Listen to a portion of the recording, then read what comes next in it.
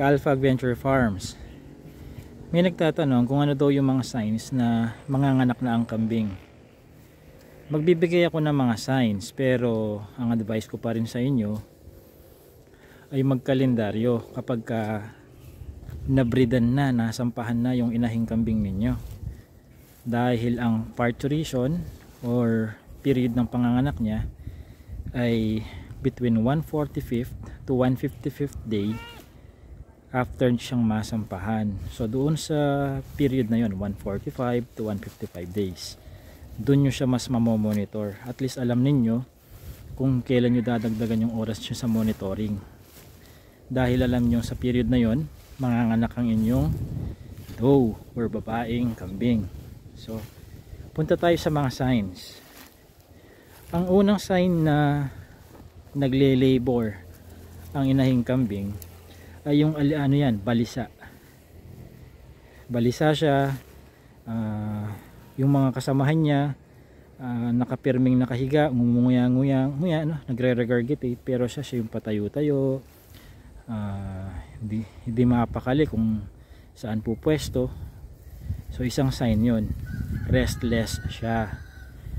Kung kabisado mo ang kambing mo, ikaw mismo mapapansin mo yan kahit pa wala siyang mga kasamang kambing na tahimik na nakahilata nang ngumunguya-nguya lang.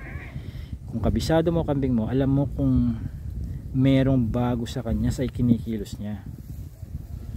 Kaya iba pa rin yung isang backyard racer na hands-on, dahil mas mabilis niyang nakikilatis kung may something nakakaiba sa kanyang alagang hayop. So that's number 1 restlessness. Number 2 na sign na nagle-labor ng kambing mo ay mas madalas siyang umihi kumpara sa mga normal na araw. Pag sinabi ko normal na araw, ito yung mga bago-bago lang ang kanyang pagbubuntis, o kaya ay hindi siya buntis or bagong panganak. So pag nagle-labor yan, parang kapag naglalandi din yan, ang babae naglalandi, mas madalas ang kanyang pag-ihi kaysa sa normal. Ganon din minsan sa mga nagle-labor. Itong mga ini-enumerate ko sa inyo ay hindi ibig sabihin lahat ng mga ito ilalabas, pwedeng iilan lang, pwede ring wala. Kaya kahit pa paano makakatulong sa inyo kapag alam nyo yung mga signs. So number 3 naman, may lumalabas na mucus, parang sipon dun sa kanyang vulva, dun sa kanyang vagina. May lumalabas doon. So titinan nyo lang sa likuran kung parang may sipon ba yung kanyang vulva, kung saan siya manganganak. So kapag mayroon siyang ganun, more likely nagle-labor na yan.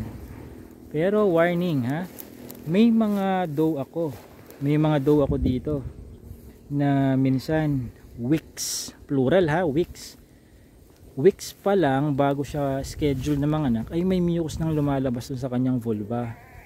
So medyo hindi ganun ka-reliable na basihan ng pagle-labor ang may mucus sa vulva, kasi minsan may mucus na lumalabas 2 weeks pa mahigit bago pala siya manganak, but that's sign number 3. Sign number 4, kapag minsan tulala ang kambing mo.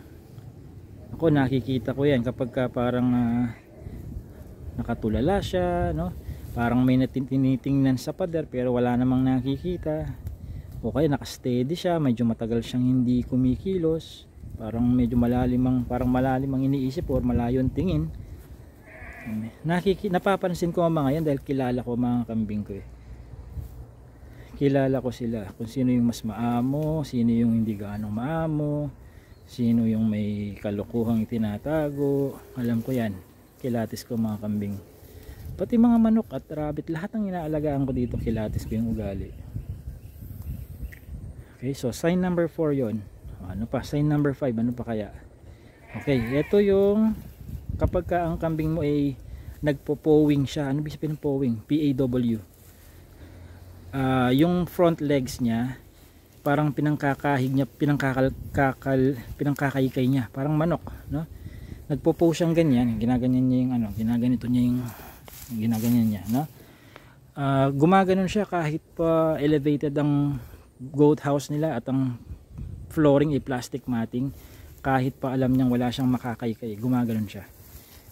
Yung mga ilang kung nagle-labor na kambing ginagawa yon. Pero hindi lahat.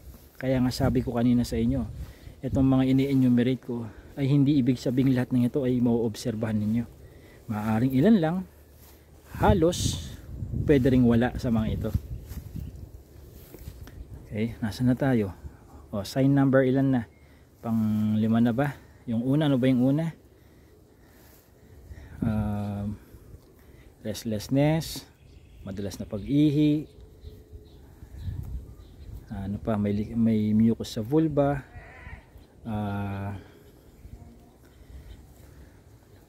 ano pa yung isa, powing. So number 4 na yan, no? So pang 5 na nag-sign na nagle-labor na yan ay kapag yung kanyang tagiliran nagsasunk na, ibig sabihin lumulundo na. Ito, yan, yung nakikita nyo yan, lapitan ko ha, para may point out ko sa inyo. Parang sa baka din, kalabaw, tupa, ganun din, pare-pare, ruminant naman, pare-pareho to. Sunken sides ito, itong dito niya. Kapag yan nanganak na to, syempre ito anak niya, hindi na natin makikitaan ng lumubog na tagiliran yan dahil tapos ng mga anak busog pa. Ayan. Pero kapag malapit ng mga anak yan, kunyari buntis yan ha, kunyari buntis. Pag malapit ng mga anak yan, nagle-labor na, lumulubog to, nagkakaroon ng parang hukay. No? Akala mo gutom na gutom. No? Lubog Ayan. Sign na nagle-labor na siya noon. Okay? Ano pa? Ano pang mga signs na malapit ng mga anak ang ating kambing? So, maingay, mas maingay siya kaysa sa normal, mga normal days, no? Akala mo kung ano na yung kumakagat sa kanya na hindi mo alam, no? Hindi naman yung ingay na parang ingay ng kinakatay, pero yung ingay na alam mo yun, tahimik ang mga kasama niya, siya lang ang iyak ng iyak. Hindi naman madalas ang iyak, mayat maya, siguro once and every 10 minutes na iyak yan, pero siya lang ang gumagawa, kasama niya hindi. Ano pa? So, yun lahat ang mga signs na nagle-labor ang kambing. By the way, ang kambing na nagle-labor, no, 12 hours lang yan ang pagle-labor niya, laboring period niya. Now, kapag may lumabas ng parte ng kanyang placenta, no, yung sac ng kanyang ng anak niya, within 30 minutes dapat matapos yung panganganak niya. Whether single lang ang anak niya, kambal, o triplets, o quadruplets, within 30 minutes dapat matapos. So orasan din ninyo yan. Kasi baka naman 3 oras na kayo 3 oras na yung kuko ng kambing nandun pa rin sa vulva, hindi makalabas-labas, no? So paglipas ng 30 minutes, ganun pa rin. Kailangan tumawag na kayo ng veterinaryo.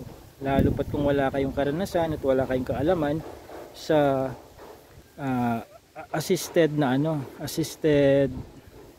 human assisted na panganganak ng pagpapaanak ng kambing. Huwag niyong pag-eksperimentuhan dahil baka hindi lang yung bata ang mamatay, yung kid, baka pati nanay. Gawin na lang ninyo yung loob niyo kapag may karanasan na kayo na kayo mismo nagpapaanak, yung humihila, yung muhugot, no? Lalo pat yung pag pinasok nyo yung palad nyo doon sa vulva ng kambing, tinatimingan din yon, no? Yung pagko-contract niya, tatimingan mo yon para hindi rin siya gaano masaktan at ma-stress. Okay? So yun ang mga signs ng kambing na nagle-labor. Pero ulit-ulitin ko, pang ilang beses ko nang binanggit to, hindi compulsory na lahat ng mga sinabi kong signs ay mangyayari lahat. Pwedeng ang ilan, karamihan, pwede ring wala. Kaya the best pa rin na kapag nasampahan ng kambing ninyo, ikalendaryo ninyo. para alam nyo kung kailan nyo dadagdagan yung oras nyo sa pagbabantay, kaysa doon sa, alam mo yon, yung ikaw mismo, yung kambing mo restless, pati ikaw restless din kasi hindi mo nga alam kung manganganak o hindi. Tapos mandadamay ka pa sa mga FB groups, itatanong mo rin kung manganganak na kambing mo. Malay nila, malay namin, malay ko kung manganganak na kambing mo. Siyempre, sabi ko nga, although may mga signs na ganyan, no, hindi 100% sure na kung lumabas ang mga signs na to, kahit pa lumabas lahat ng mga signs na binanggit ko, hindi sure na manganganak na within 12 hours yung kambing mo. Okay? Isa pa pala, yung udder, mas lumalaki yung udder niya, yung daddy niya, yung suso niya, mas lumalaki, mas bumibilog yung kanyang milk bag kapag malapit ng mga anak, dun sa mismong araw na mga anak yan. Mapapansin nyo yun, mas lumalaki, mas bumabagsak, mas kumikintab yung kanyang udder, milk bag niya, daddy niya, ayan, no? So yun ang mga signs, nadagdag ko lang yun. Alam nyo, para mas